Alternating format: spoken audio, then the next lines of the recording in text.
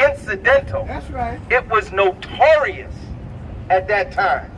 In fact, I remember one of the things, my father died when I was very young, so I was raised by my grandfather. And one of the first things my grandfather told me, and this is the truth, and I don't even know why at that time he said this to me, but he told me that.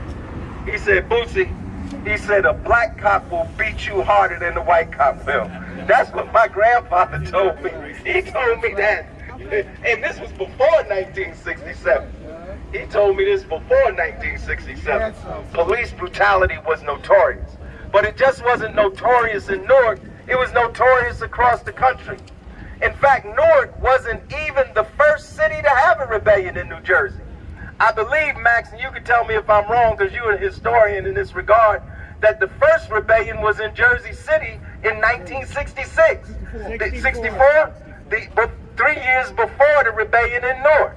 Every major city in New Jersey had an uprising. They had an uprising in Plainfield.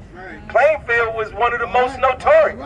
Nobody got killed in Plainfield because the people went into the armory. And it was even Stevens, so there was no shooting. It was even Stevens. Nobody got killed. But here in Newark, 27 people were killed. It was very bloody here in Newark. There were 27 people killed, and actually more than that. It's only 27 that they acknowledge.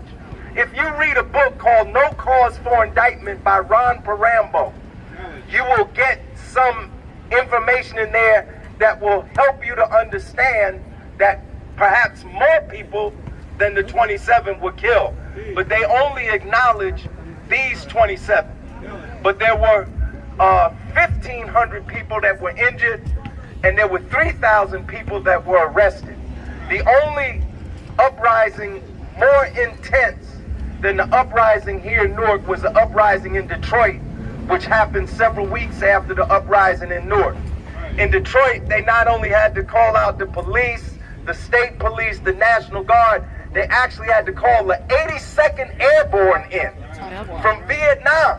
The 82nd Airborne was in Vietnam. They had to call them in to put down. Y'all know that song, 1960 What by Gregory Porter?